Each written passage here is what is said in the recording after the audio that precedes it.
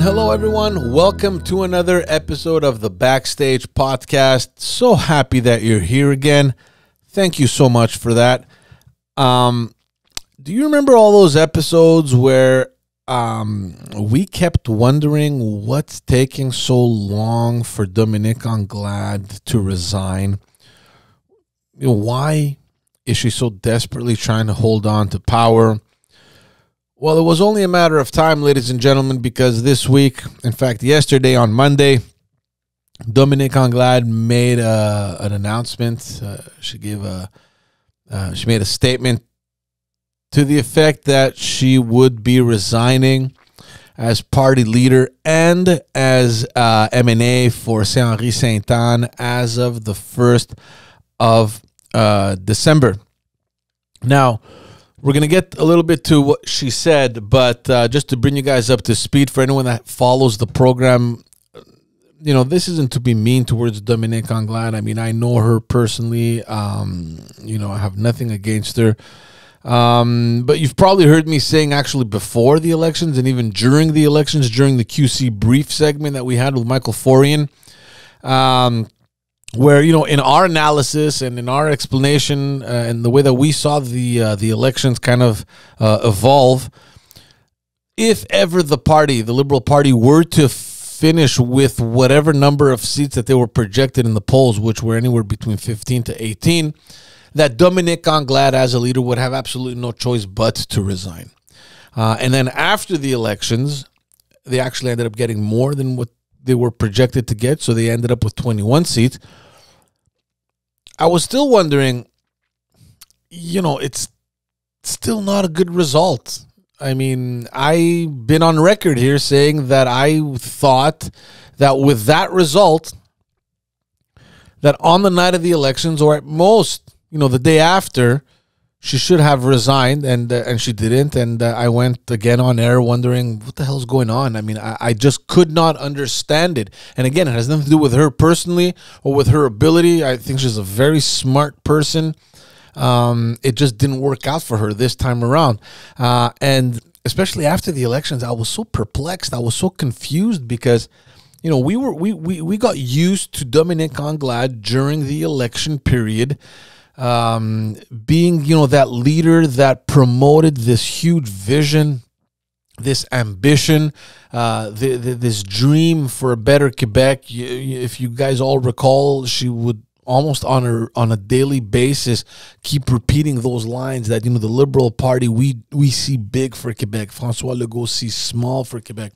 So she did a pretty good job in kind of promoting that idea, that vision, that ambition, that drive, right? And then on the other hand, you had that same leader who on the night of the elections on October 3rd went on stage all happy and skippity, whatever the expression is, high-fiving everyone, and essentially, you know, congratulated herself for her mediocrity. You know, where was that big dream, the ambition? I mean, who are we? Are we that party that you just spent over 30 days kind of describing as the ambitious, the driven, the party with a vision? Or are we the party that accepts mediocrity? And why mediocrity? Because the Liberal Party of Quebec ended up with the worst result in its history, 21 M&As, much lower than the 31 that they had gotten back in 2018, which at that time was considered disastrous.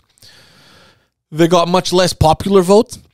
They got decimated in the regions in Quebec. We're talking about regions where the Liberal Party was once considered, having these fortress ridings, especially in the region of Quebec. And in those regions, the Liberal Party ended up with 4% of the vote. Really, really bad results. And in addition to everything, out of the 125 ridings, I think they only ended up with about 35 that got over 15% of the vote. And that's important because when you pass that threshold, you get reimbursed 50% of your expenses in those particular ridings. So only 35 seats, only 35 ridings got more than 15%, and only 35 ridings where the party is going to get at least half its money back. So financially, after this election, the party is decimated. So any way you look at it, the result was negative. There wasn't even anything to use as a positive spin. And I just didn't understand it. I didn't understand what was happening during the night of the elections. Now, obviously, something like this isn't easy, right? I mean, making this type of decision to resign and to step down from office is never easy. And again, I'm not saying this to be mean or to judge Dominique Anglade. It was not easy being the leader of the Liberal Party, because the truth is that she didn't put this party on this downward slope. She inherited a party that had already been broken and divided. And, we've explained it on other episodes. I personally believe that this started in 2012 when the Liberals lost that elections with Jean Charest. And I think the minute that Jean Charest resigned as party leader, there was this instant disconnection and disengagement from members. Jean Charest, whether you like him or not, he had this charisma that was appealing to the members. He had this ability not only to connect perfectly with his caucus, but also with the party. He was this omnipresent leader involved in all aspects of his leadership, right? That was lost. That was lost immediately after he left. And I think when Philippe Couillard came in 2014 as the premier, I feel like he failed to replicate that relation that existed with the leader of the Liberal Party and the base. Philippe Couillard came in, this super intelligent, cerebral person that wanted to put Quebec back on track. That was his main objective, and he did the job. And that's facts. Whether you like the Liberal Party or not, Philippe Couillard put the party back on track. He came in and said, okay, we need to go get from point A to point B. We need to figure out Quebec's finances. We need to put things back in order. We need to clean up our books. And he did it. He said, who do I need? Who are the best that I can surround myself with that are going to bring us there? And he did it. He brought in some really high caliber people that helped him put that plan to action. Problem is that by doing so, he disconnected even further the base, the members, and that wasn't good. It wasn't good. So all that had already started kind of boiling. And of course, the election in 2018 didn't help at all, right? I mean, with the defeat in 2018, I think that was the straw that broke the camel's back, and a lot of the members kind of completely just abandoned ship. A lot of them were very frustrated, confused. So Dominique Anglade inherited this, okay? So obviously, there's the excuse of the pandemic that came in between, where there were very few occasions where the members got to actually meet and, to hold these events where you kind of build this trust and the excitement and the motivation. So that didn't happen. But ultimately, it was just one massive failure, right? I mean, the party didn't take the time it needed to actually reflect on why it had lost and why people were so, disconnected from the party. And ultimately, it all fell into Dominique Anglade's lap. Is it an excuse? Is it not an excuse? It doesn't really matter. Dominique Anglade took the responsibility. I think it came too late. I would have thought that she would have done it earlier. But in her credit, the statement she made was really graceful. It was, she accepted the results. She thanked everyone. She mentioned that, serving as a member of the National Assembly had been the greatest honor of her life. And more importantly, she didn't use that as an opportunity to, just point fingers and blame. She took it as a champ and as a leader should, because that's what being a leader is. I mean, you celebrate the victories, but you also have to accept the defeats. And she did that. She did it honorably. And on the 1st of December, she will be stepping down. Now, what led to this resignation? And of course, we've spoken about this in previous episodes, and there was a lot of things. Obviously, there's what we just spoke about, right? This frustration, this growing disconnection and disengagement from the members that I think reached the point where it was just uncontrollable, and nothing was done to address it, right? Everyone just thought that, well, the Liberal Party is a Liberal Party, they're going to bounce back. Well, it didn't. So there was that. But also, following the election, the results was the number one thing that was on that list, right? As soon as she got 21 members, automatically it went down. Oof, 21 members. Geez. You can't even celebrate that, right? So there's that. And then 2 weeks ago, we spoke about this. There's that ejection from caucus with Marie-Claude Nichols that created this enormous crisis within her caucus, within the membership of the party. It was just a very, very bad move. So obviously that kind of got that ball rolling.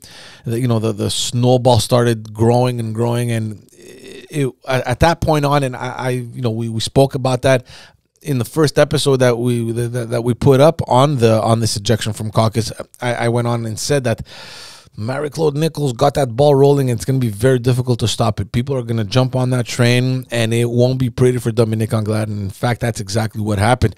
The caucus was dissatisfied. From what I heard, they weren't even made aware that Marie-Claude Nichols, that all these things were happening. They just received a phone call from the caucus chair, who informed them that this is what happened, and that's the decision that they made, and that's it. That's all. There wasn't any questions or answers. It was just, here, this is what we decided. So there was a lot of dissatisfaction with that. Ultimately, Dominique Anglade backtracked because she felt that something was wrong. There was a meeting after with the executive of the party. I heard that wasn't pretty as well. So she backtracked. She actually called a meeting with her caucus. That didn't go well at all either. And that's when she said, look, the door is always open, Marie-Claude Nichols. You're welcome to come back. We acted way too quickly on this, and we're extending our hand out. And if you want to take it, there's always room for you in the caucus. Marie-Claude Nichols refused. She, essentially, she said, I can't come back to a party whose leader I disagree with, whose leader I think no longer has the credibility or the capacity to lead this party, and it would be hypocritical of me to come back at this point. And she decided to stay as an independent. That didn't help at all. There was a meeting afterwards with the association, writing association presidents. That wasn't pretty either. A lot of former colleagues came out to kind of criticize Dominique Anglade's decision. Former MNAs, former ministers, and that was really something strange to witness, because traditionally, for anyone that's been following politics here in Quebec, issues like this don't normally come out in public with respect to the Liberal Party of Quebec. These are all issues that are usually handled behind closed doors, and the Liberal Party has usually done a pretty good job at dealing with these issues away from the cameras and away from the public. This time around, it was different. The gloves were off.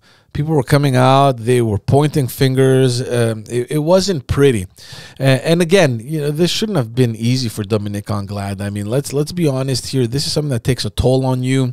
Your family is watching this. Your friends are watching this. Your colleagues are watching this. And it mustn't have been easy for her to make this decision. At the end of the day, though, I think that it was the right decision to make. Even though it came very late, I think, better late than never. It was the right decision.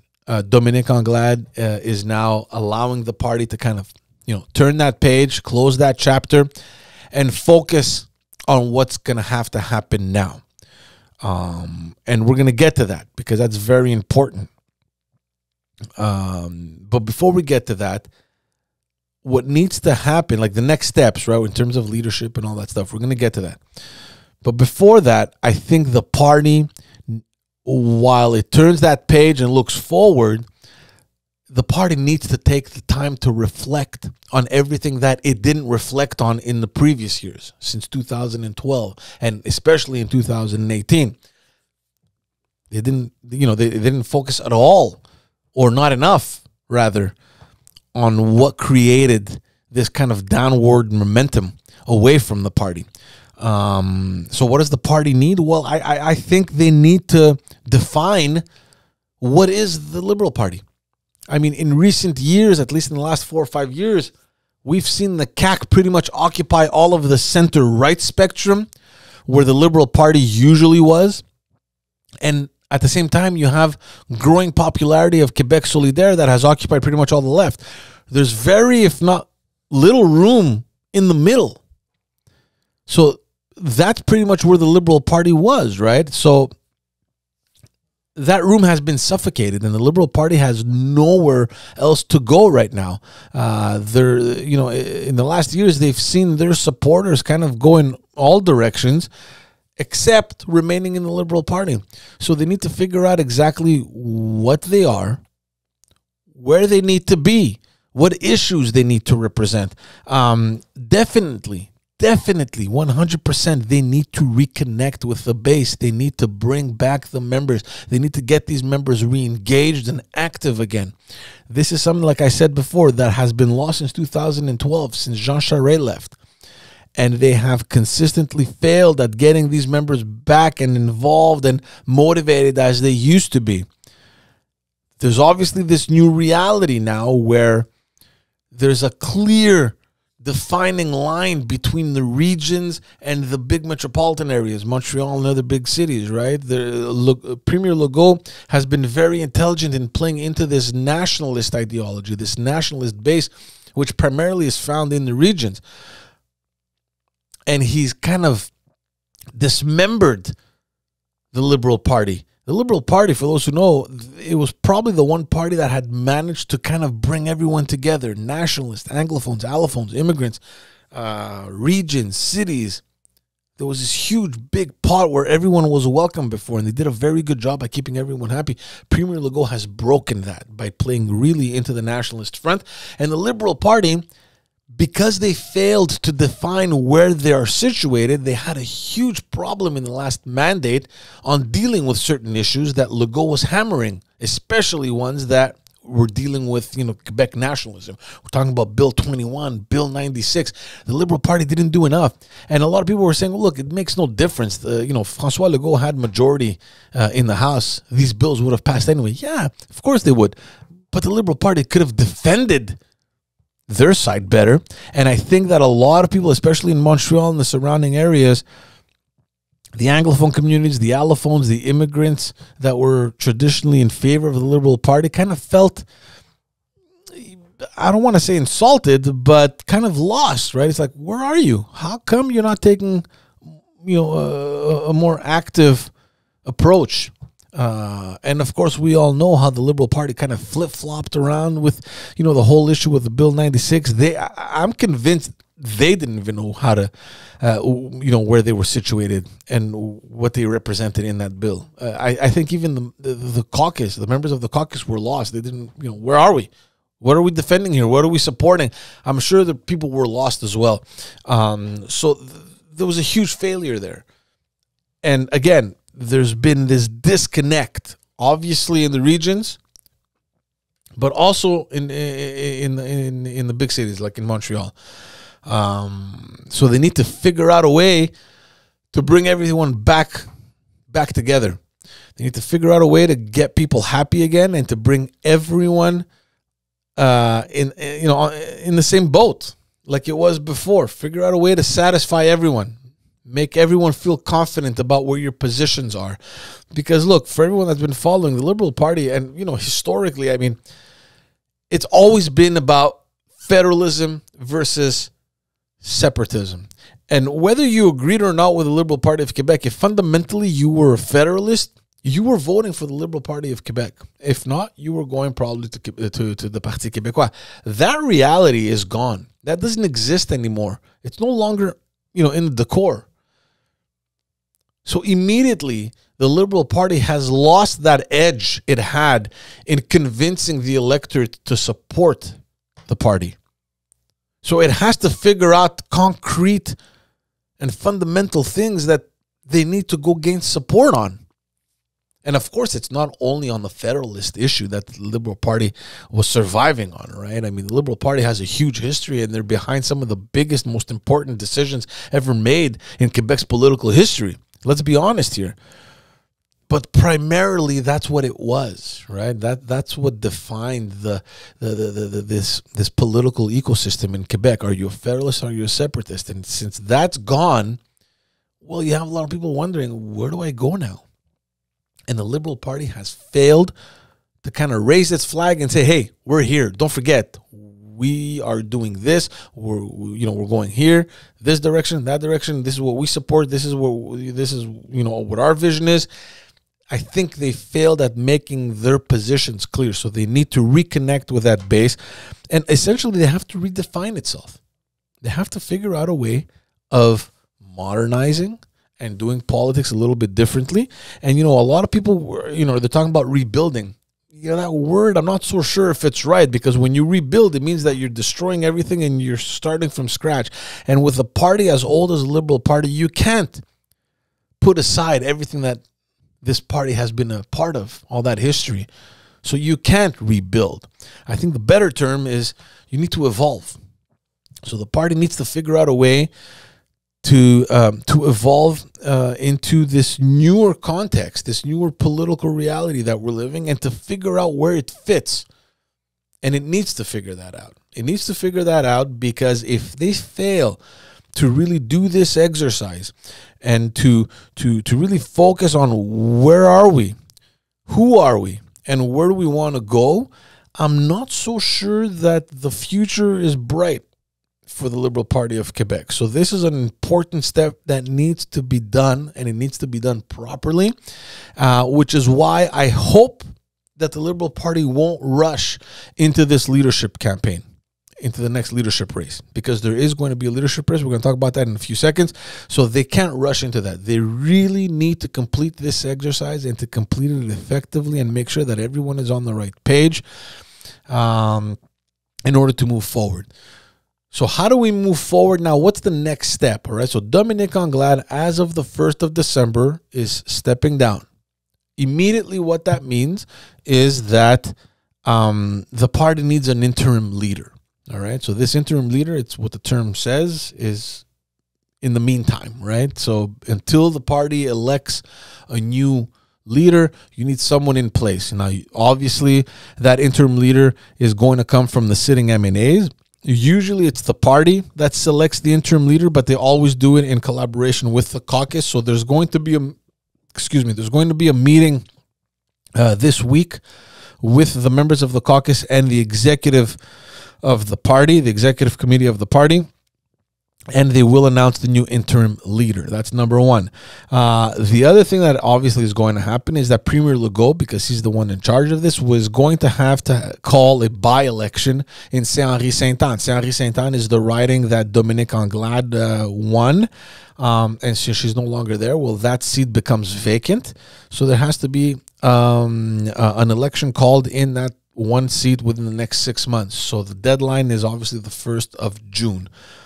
I think, we actually said that before with Michael Forian in the QC brief episodes, if you go back and listen to those, in our analysis at that point in time, we were thinking, if Dominique Anglade doesn't manage to win her own riding, or if she does win her own riding but gets that disastrous results that we were expecting, that the Liberal Party, the polls were projecting, that if any of those situations were to happen, and obviously if Dominique Anglade would win her riding but get those disastrous results, she would have to resign, that ultimately that seat would be left open.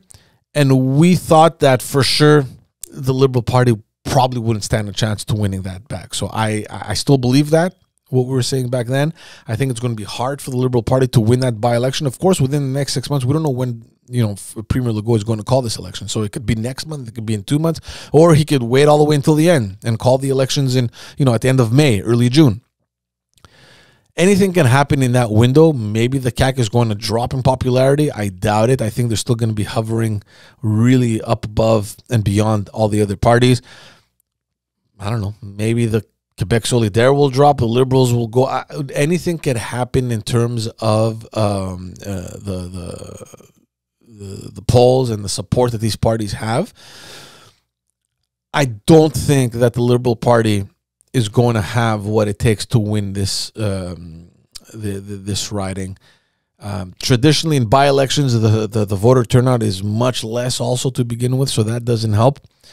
And I think that the Quebec Solidaire party has been growing their base in these areas. They won the neighboring riding of Verdun in the last elections. They had a huge presence in Saint-Henri-Sainte-Anne. They ran an excellent campaign. And I have a feeling that they're probably going to pick that seat up. I could be wrong. We're going to see. I just don't see it happening. And then the last thing that the Liberal Party is going to be doing right now is obviously launching a leadership race. Now, again, I hope that they're going to take their time before launching this leadership race. I also think that this leadership race obviously won't be like the last one. I mean, there's so many things that went wrong with the last one. First of all, there was no real leadership race. We as soon as the leadership race was launched, we went into COVID, into restrictions and everything, and into lockdowns. So there was no real leadership race. There were two candidates, and one of which stepped down because it was taking too long, and he had planned his finances. He had quit his job to do the campaign, and he hadn't planned his finances past, I think, early 2020. And since everything got postponed, he had no choice but to step down, which pretty much left Dominique Anglade getting crowned the leader. And again, crowning a leader is never a good thing. Leadership races are very healthy, despite what many may think, because, there's different cliques that are going to create. Everyone's going to pick their camp, and there's going to be infighting, and there's going to, there's the debates and yelling and all that. For me, I find that very healthy. There's going to be an exchange of information. There's going to be interesting projects and platforms that are going to be brought to the forefront, ideas. It's going to renew the party. Members are going to come back. It's going to revive this party. And if it's done appropriately, these members are going to stay involved, and they're going to stay engaged. And that's exactly what you want. So you want these ideas to flow around and to exchange, and for everyone to kind of put their brain to work and to think, wow, that's interesting. What else do we need? What else is being proposed? So you need this exercise to happen. And I do think, contrary to what many believe, that we're going to have in the Liberal Party of Quebec more people interested than people may expect. The reason I'm saying that is, one, because of the fact that the Liberal Party is at this very low point right now. I think that it's easier for the next leader to come in to work with a smaller group of people, a smaller caucus, than if a new leader comes in and has to deal with 50, 60, or 70 MNAs. So the dynamics are much harder. If you have a smaller group, I think that the structure there could be more beneficial for the new leader.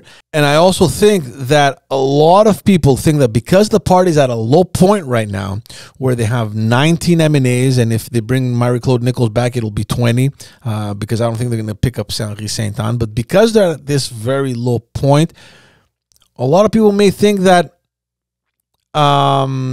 it's going to be much more of an interesting challenge to take on that party from that point and to grow, rather than to go into a party where there's a significant number of MNAs and you risk creating, certain frictions. So I think I see it as a positive going forward. Now, who are the people that are going to want to take on this responsibility? I think it's too soon, to be honest. But there are names that have been circulating, some names that make sense, some that absolutely don't make any sense. If you look, first and foremost, internally, from within the caucus, from within the elected MNAs.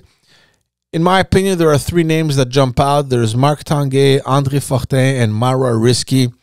I think Marc Tanguay is probably going to want to assume the interim. And of course, if he assumes the interim, he automatically loses that eligibility to run in the leadership race. But he has, I think, the experience, and I think he has what it takes to keep everyone together and to keep that unit going until the new leadership race, until the new leader comes in. Sorry. André Fortin, Mara Risky, they were two of them. Both of those guys wanted to run, I think, in 2019. They both decided not to. So I think that the interest is still there. With respect to Mara Risky, however, she did just give birth. She just became a mom 1 or 2 weeks ago. That obviously is going to play into that decision. Obviously, it's not easy, right, when you have a newborn to assume this kind of responsibility. But if there's anyone that will be willing to take on that challenge, it is definitely Mara Risky. So who knows? So from within the caucus, you have those three names, one of which will automatically be the interim, I think, and it's probably going to be Marc Tanguay. I could be wrong, of course. So that's that with respect to the people inside. I don't see anyone else on in that caucus that has the ability to assume the not only the interim position, but even leadership. I mean, most of them are new, and from the more experienced ones that are there since, let's say, 2008, if I think of Filomena Roti, or 2012 when I think of Marc Tanguay. The more experienced ones are André Fortin, who came in 2014, and then everyone else is pretty much new. They came in 2018. So there isn't that much experience enough to justify anyone kind of taking on that initiative. Now, when we look at outside, and personally, I think, this is what I think right now at the moment that we're recording this, I kind of, I'm leaning more towards someone from the outside being the right formula for the party going forward. I don't know why. Don't ask me why. I just feel like someone from the outside with the experience and, this maybe a new, fresh outlook and perspective might be good for the party. Now, when we're looking at people from the outside, there's a lot of former elected MNAs, ministers that are probably interested. But before we get to them, there are two names that I'm hearing that may bounce from the federal party, the federal Liberal Party, to provincial politics. And again, just for everyone, for the benefit of everyone listening or watching, the Liberal Party of Quebec and the Liberal Party of Canada are two completely different things. They have nothing to do with each other. They are not the same party, even though they share that name, Liberal. They are two completely different entities. They have nothing to do with each other. They are not connected like the Liberal Party in certain other provinces where it's the same party, it's the same institution. That is not the case in Quebec. But there are names that have been kind of circulating, one of which is François-Philippe Champagne. He is currently the Minister of Innovation. It's this guy that brings this energy. I don't know where he finds it, but he's always this happy guy, this energetic person, very extroverted, and a lot of people have pointed their finger to him as the next leader of the Liberal Party. I see why they would think that. I did, however, always imagine him running for the leadership of the Liberal Party of Canada. Of course, that all has to do with whether or not Justin Trudeau is going to seek re-election in the upcoming elections at the federal level. If, in the next months or by the end of next year, Justin Trudeau announces that he's stepping down from the Liberal Party of Canada, from the leadership of that party, no doubt in my mind that François-Philippe Champagne is going to want to jump on that train. But who knows? If not, maybe he would decide to come here. He's definitely someone that I see that has that ambition to be that leader, to be that front man. something inside me tells me, however, that he's much more interested to have Justin's job than to take over a broken party in Quebec. The other name from the federal politics that is surfacing is Joël Lightbound. Now, many of you may not have heard of this name before. He did make news in the middle of the pandemic when he stood up against Justin Trudeau, against his own party, against his own caucus, and he came out in a press conference and he was questioning his own team, his own government, on why all these measures. Why are we being so extreme? Why are we the only G7 country that had lockdowns and all these really strict measures? So he questioned his own party. He questioned his own leader, his own prime minister. He wasn't ejected from caucus, which I think was a very smart move from Justin Trudeau. He was just sidelined. He was, tossed in the back bench, in the back benches. But I think it was very intelligent not to kick him out. And the reason why I think it was a smart move was because I don't think Joël Lightbound was the only one to think that way. I think that there were many more members of that caucus that were against Justin Trudeau, and had he kicked out Joël Lightbound, maybe there would have been a similar crisis that we had here provincially with Marie-Claude Nichols. So I think that was a very smart move, but he did lose a lot of responsibilities that he had. He's essentially just a backbencher. So a lot of people have been looking at him. It's very difficult to imagine Justin Trudeau running again in a next federal election and having Joël Lightbound in his team. Or maybe he will. I don't know. But it's very difficult for me to imagine that scenario from happening. So Joël Lightbound is probably a very reasonable guess that that would be jumping provincially.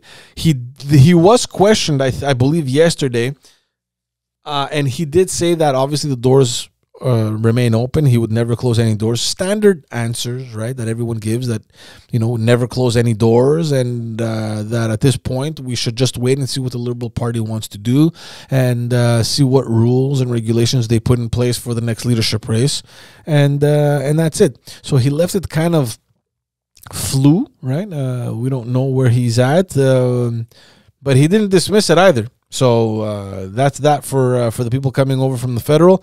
There was at some point the name of Alain Reyes. Alain Reyes, for those who have been following, is a conservative, or was a conservative, and he was he was against Pierre Poilievre in that leadership race, and after that race was over and Poilievre won, there was this very sour kind of relationship there, and he stepped down, he resigned, and he's sitting as an independent. And many kind of thought that what if he made the jump to the provincial politics and took over the Liberal Party? And mind you, this was at the very beginning of the provincial election, so people were already thinking, who will replace Liberal leader here in Quebec, even while the elections were happening, right? So just to go back on what I was saying, everyone was suspecting these disastrous results, and due to these results, everyone was pretty much waiting for Dominique Anglade to resign after that. And this happened at the very beginning of the elections, right? So that's what's happening over from the federal. Now, other names that have surfaced, there's Pierre Moreau. Pierre Moreau was a former MNA, former minister under Jean Charest, and before that, he was a chief of staff. He's someone that with a huge experience, understands politics very well, very intelligent man, very smart. He was a candidate in the leadership race in 2013 against Philippe Couillard and Raymond Bachand at that time. Obviously, he lost to Philippe Couillard, but he stayed on. He got reelected. Philippe Couillard named him to cabinet again. Someone that was really, really heavy. He was a heavy duty guy, very well respected. And he played a huge role in the ministerial cabinet over there. He lost his election in 2018, and he went back to practicing law. He has remained visible. He has been giving interviews. He's very frequently on Radio Canada as an analyst and commentator. So a lot of people have been kind of looking at him maybe to make a comeback. Other names that are huge question marks, but they still have floated around. One of them is Mario Dumont. I don't see that happening. Mario Dumont, for those who don't know, one of the smartest politicians we had here in Quebec. He was a former Liberal, president of the Youth Liberals, and in the early 90s, he went his own way. I believe it was the failure of the Meech Lake and Charlottetown Accord that created this whole situation here in Quebec, and he stepped down. He was... at least certain people have told me that he was seen as Robert Bourassa's protege. He was kind of groomed to becoming this the new leader at some point of the Liberal Party. Like I said, he left in the early 90s, created his own party called Action Démocratique du Québec, the ADQ. Got elected immediately in those elections in the mid 90s, in 98, I think, in the 98 election. And for a long time, he was kind of the lone wolf in the National Assembly until 2007, when he gained a lot of popularity. He almost made government. I mean, had those elections lasted a week longer, Mario Dumont would have been the premier of Quebec. Instead, he was the opposition, and there was a very slim difference between Jean Charest's government and Mario Dumont. That didn't last very long, and by 2008, they were completely destroyed. I think he got 7 or 8 elected MNAs. He resigned as the party leader. The remaining MNAs joined with some other people that had defected from the Parti Québécois and, of course, François Legault, and they formed the CAQ that is now in government. But all that to say that Mario Dumont is by far, in my opinion, the smartest, most capable person to take on this role. If there's anyone that could come in and motivate everyone to come back to the party and get them excited and get them working again, someone that has a vision, that could defend it, and that can build that dream, it's probably Mario Dumont. I just do not see that happening. I mean, he's had a successful run in the media world. He has his show on TVA LCN, very much loved by everyone, a lot of visibility. It's difficult for me to imagine him leaving that kind of world and jumping back into politics where people pretty much spit in your face. So I wouldn't do that if I were him personally. But that would be interesting if Mario Dumont ever made a comeback into politics, and especially with the Liberal Party of Quebec. In addition to Mario Dumont, you have Carl Blackburn. That name came out actually today for the first time. Carl Blackburn, again, former MNA. I think he stepped down in 2008, and then soon after that took on the role of the director of the Liberal Party. Had a very successful run, in my opinion, and then from that went on into the private sector. This is a guy, again, that similar to François-Philippe Champagne, comes with a lot of energy. He's someone that has been known to rally people and to get them excited and motivated. He's always, this smiling personality, very charismatic. He was very much loved by the members of the Liberal Party, Carl Blackburn. That was an interesting name that came up. I'm not so sure if it's going to happen. Another name that hasn't been circulating, but I personally kind of see things happening, or at least I find it interesting, is Sébastien Proulx. Sébastien Proulx was former minister of education under Philippe Couillard, won his election in 2018, among the very few seats, if not the only seat that we won in 2018 in the region of Quebec. But soon after those elections, he resigned, went into the private sector, and kind of went, kind of disappeared. Nobody heard from him, but I kept following him. He's lost a tremendous amount of weight. He looks fantastic.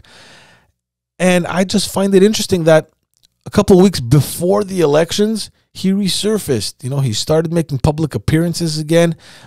He started taking on these little gigs as commentator and analyst, talking about politics again. He was analyzing the elections.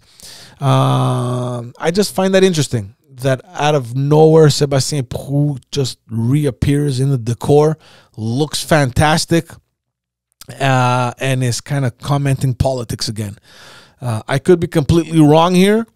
I just see something moving, and I'm pointing it out. From that point on, if it's anything, we'll see. The last name that has been circulating is David Hurtel.